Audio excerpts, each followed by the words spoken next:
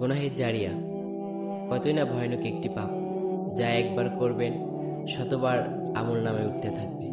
আশ্চর্য না? তবে আরো আশ্চর্যের বিষয় হচ্ছে, এই পাপ ঘুমন্ত অবস্থায়ও লেখা হয়, বন্ধ হয় না। বোন, তুমি অনেক সুন্দরী, অসম্ভব রূপবতী। এটা সোশ্যাল মিডিয়াতে জাহির করার কি দরকার? ফেসবুক, ইউটিউব, ইনস্টাগ্রামে নিজের ফটো দেওয়ার কি দরকার? সেখানে তো ছেলেরা আপনাকে বোনের নজরে দেখবে না, দেখবে একটা ভোগের বস্তু। সর্ব অবস্থায় আপনাকে নিয়ে বাজে চিন্তা করবে, কত নোংরা ভাবে আপনাকে নিয়ে ভাববে, যা আপনি জানলে নিজেকে শেষ করে দিতে। এসব পাপের পার্সেন্টেজ কিন্তু আপনার আমল নামায়ও যুক্ত হবে।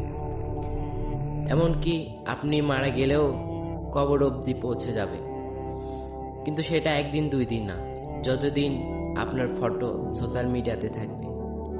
এবং কি সেম অবস্থা তাদেরও হবে যারা মুভি, ফিল্ম, নাটক এবং ব্লু ফিল্ম শেয়ার করে থাকেন। আপনি যদি আপনার একটা ফ্রেন্ডের কাছে এসব শেয়ার করেন, ধরেন ব্লু ফিল্ম, পিকচার, মুভি অথবা সং, যাই করে থাকেন না কেন, সে যতদিন এগুলো দেখবে বা শুনবে, সেই ততদিনেরই সমপরিমাণ পাপ আপনার আমল নামাতে ও প্লাস করা হবে।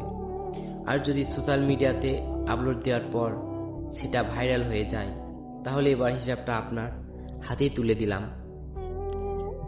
আপনি নিজেই মিলিয়ে দেখুন কতটা পাপ হতে পারে। এই ভিডিওটা মেক করার পর আমার নিজেরই 3টা ভিডিও ওপর সন্দেহ ছিল, তাই কোনো কিছু চিন্তা ভাবনা না করে ভিডিওগুলোকে প্রাইভেট করে দিলাম।